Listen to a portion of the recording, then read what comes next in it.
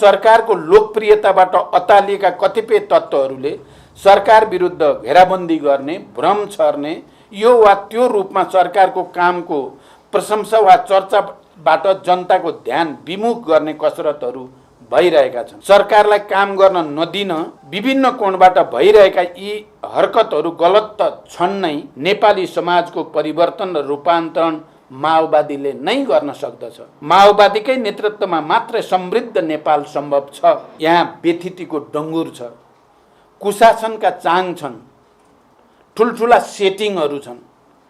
यी व्यथितिहरूलाई सच्याउने, सेटिङहरूलाई भत्काउने र देशलाई साँच्चै नै सुसंस्कृत, सभ्य र समृद्ध बनाउने लडाईँमा हामी छौँ। सङ्घीय लोकतान्त्रिक गणतन्त्रलाई कमजोर पार्ने तथा प्रमुख राजनीतिक दल र नेताहरूलाई बदनाम गरी राष्ट्रलाई नै असफल बनाउने षड्यन्त्रहरूलाई गतिलो जवाब दिएर जनतामा नयाँ आशा जगाउँदै लगेको छ। सिङ्गो पार्टी एक ढिक्का भएर अगाडि बढ्ने हो भने हाम्रा अगाडि खडा भएका सबै चुनौतीहरूको सामना गर्न सकिन्छ र पार्टीलाई देशकै बलियो र भरोसा योग्य पार्टीका रूपमा रूपान्तरण गर्न सकिन्छ।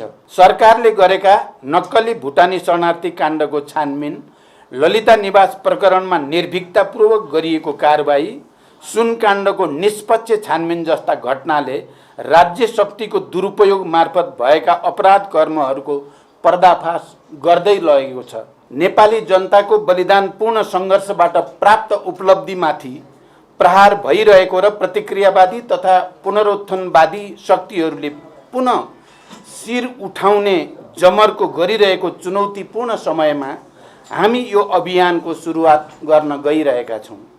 गत महिना सम्पन्न हाम्रो पार्टीको केन्द्रीय समितिको चौथो पूर्ण बैठकले देशको राष्ट्रिय एकता र स्वाधीनतालाई सुदृढ गर्ने, आत्मनिर्भर अर्थतन्त्रको विकास गर्ने, सामाजिक न्याय र सुशासनको कार्यक्रमलाई अझ प्रभावकारी बनाउने, जनताको विकासको आकाङ्क्षालाई ठोस रूपमा सम्बोधन गर्न, सङ्गठन निर्माण र जनपरिचालनका कार्यक्रमहरू बनाई अभियानका रूपमा सञ्चालन गर्ने निर्णय गरेको थियो।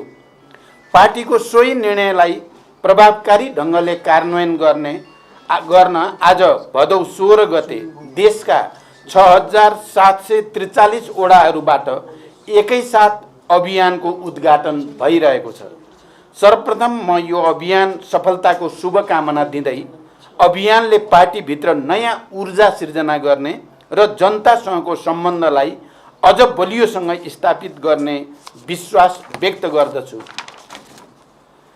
आदरणीय जनसमुदाय, परिवर्तनको नेतृत्व गरेको हाम्रो पार्टी यति बेला इतिहासकै चुनौतीपूर्ण अवसरका बीचमा खडा छ।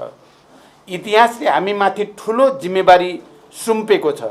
हाम्रो पार्टीको नेतृत्वमा भएको जनयुद्ध र 12 बुँदे समझदारीका आधारमा भएको जनआन्दोलनका बलमा स्थापित सङ्घीय लोकतान्त्रिक गणतन्त्रलाई संस्थागत गर्दै समाजवादको आधार तयार पार्ने जिम्मेवारी इतिहासले हामीलाई सुम्पेको छ।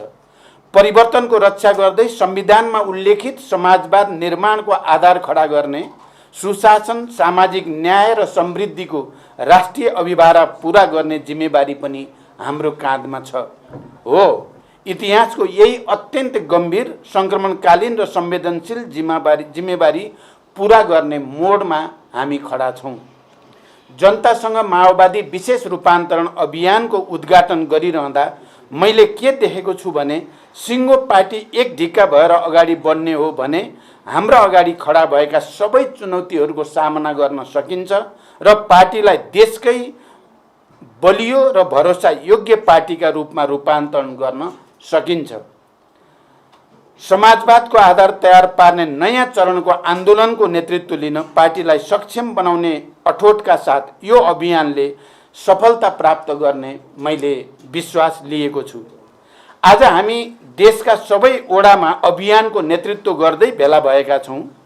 आजको दिन पार्टीको जीवनका लागि, देशको पनि उज्जवल भविष्यका लागि जनताका सपना पुरा गर्ने ऐतिहासिक दिन बनाउनु छ। आजको दिनलाई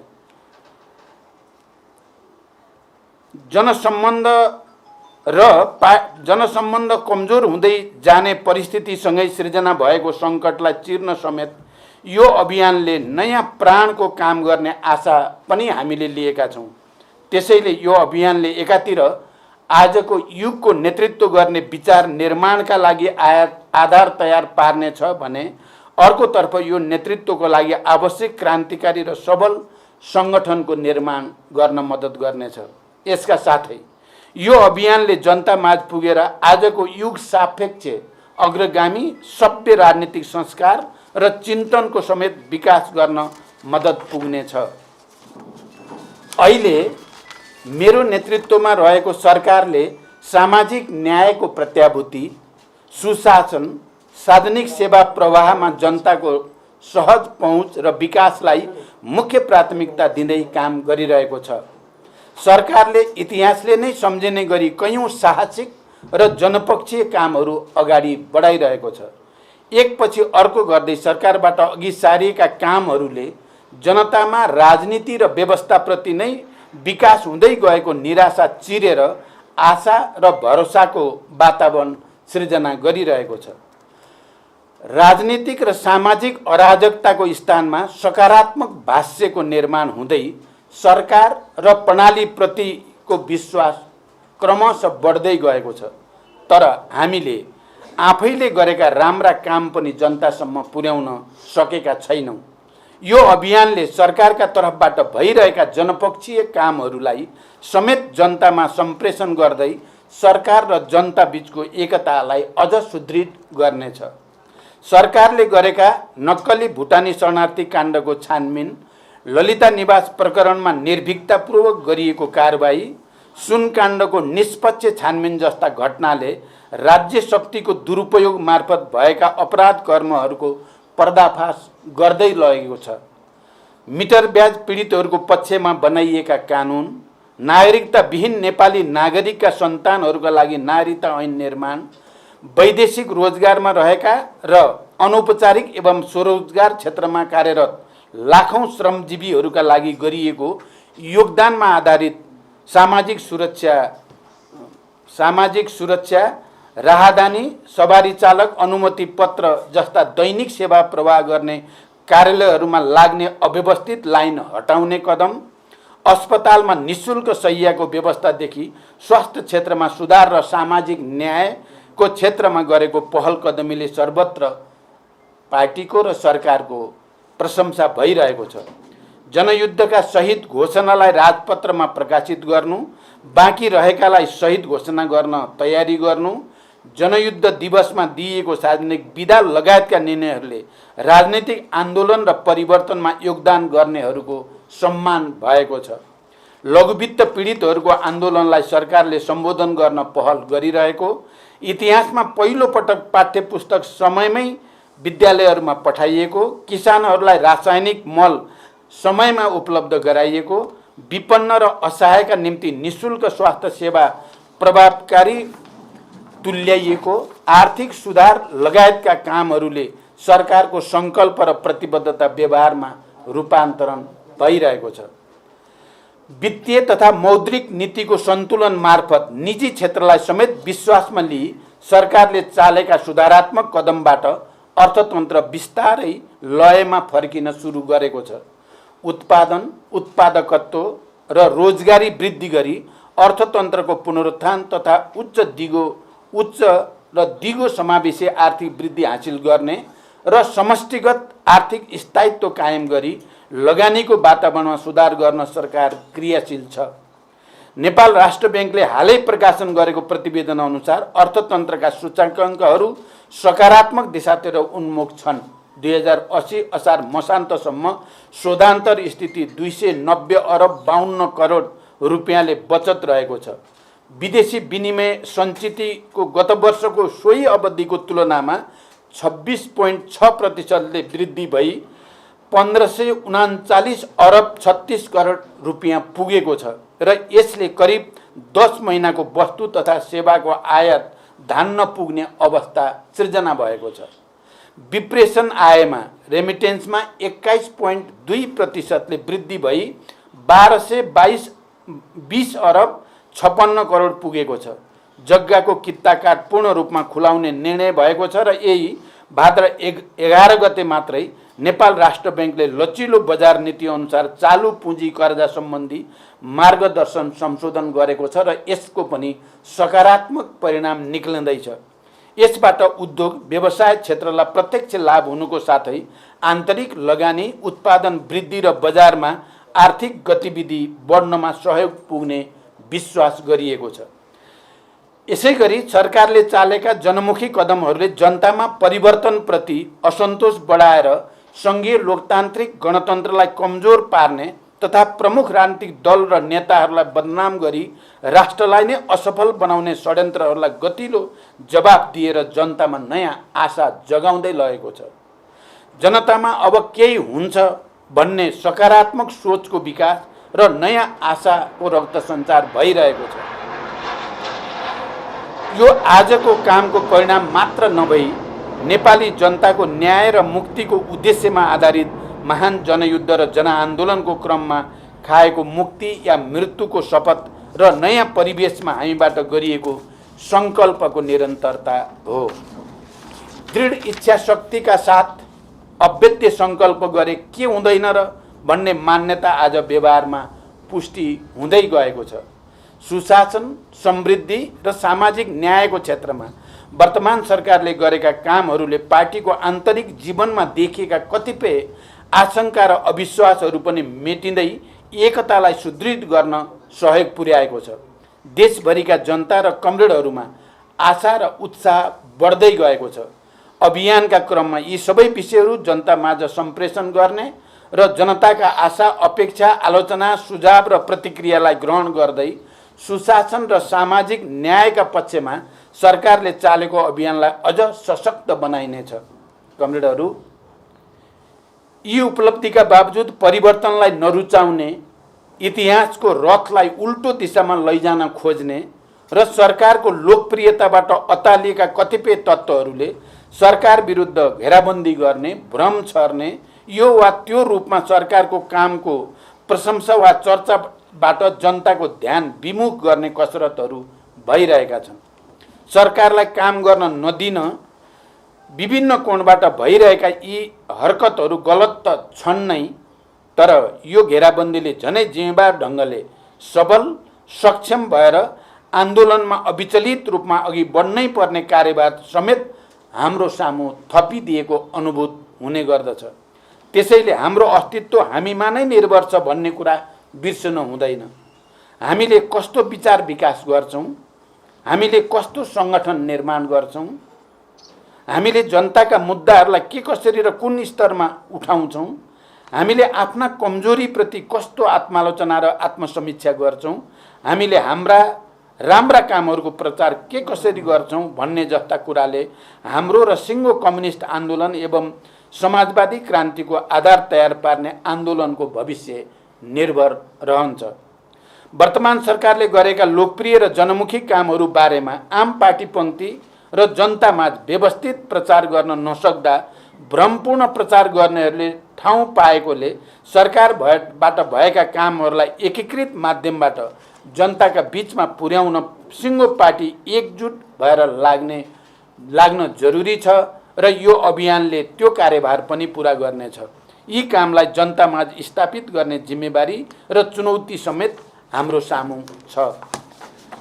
मैले केन्द्रीय समितिको बैठकमा समेत यो कुरामा विशेष जोड दिँदै 3 महिने अभियानका माध्यमबाट हाम्रो पार्टी 8औं महाधिवेशनको मूल स्पिरिटका आधारमा विचारको विकास, सङ्गठन निर्माण र सांस्कृतिक रूपान्तरण गर्न सक्षम हुने विश्वास व्यक्त गरेको थिएँ।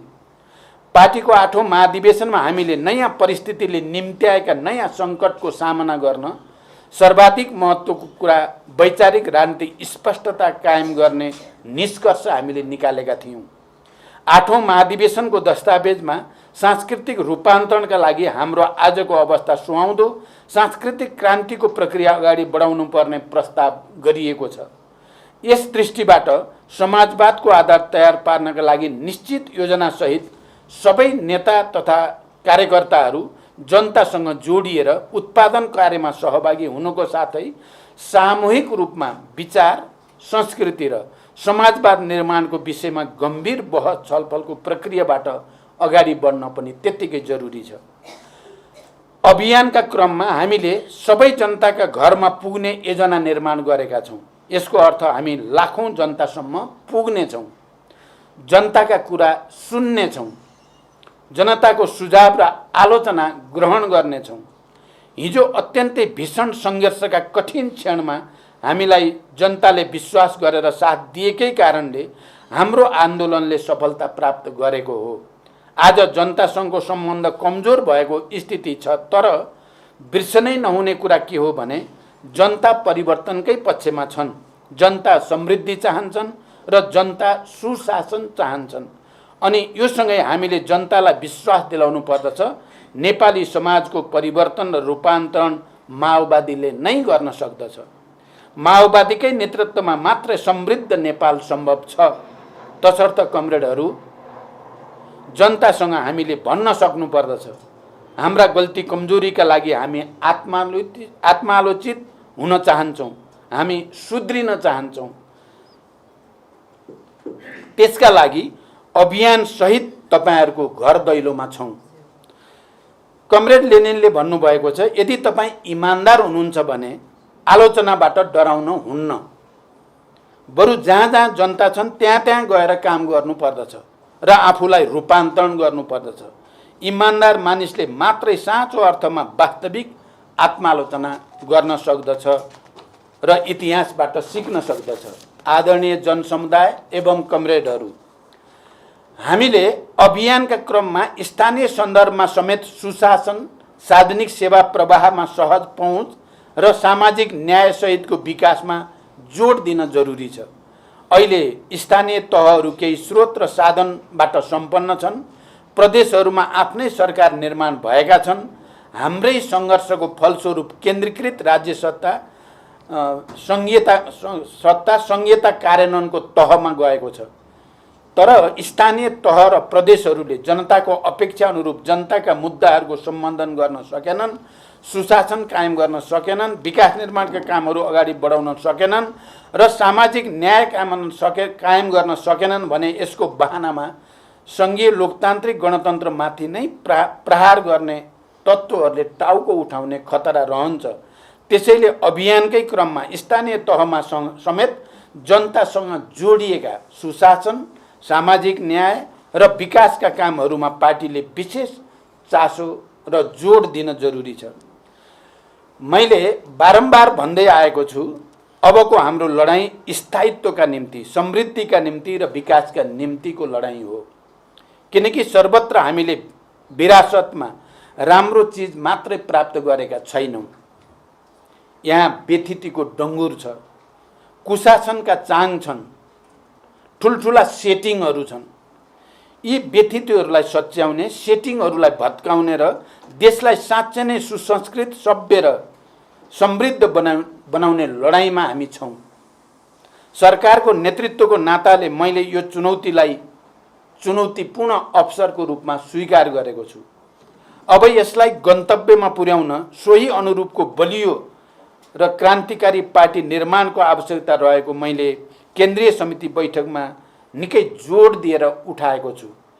त्यसैले यो 3 महिने अभियानले सरकारले अघि बढाएको पहलकदमी र पार्टीले अघि सारेको अभियानलाई लक्ष्यमा पुर्याउन ठोस भूमिका खेल्नेछ र यहाँहरू सबै यही स्पिरिट र क्रान्तिकारी भावनाले जनतामा जानुहुनेछ भन्ने विश्वास मैले लिएको छु।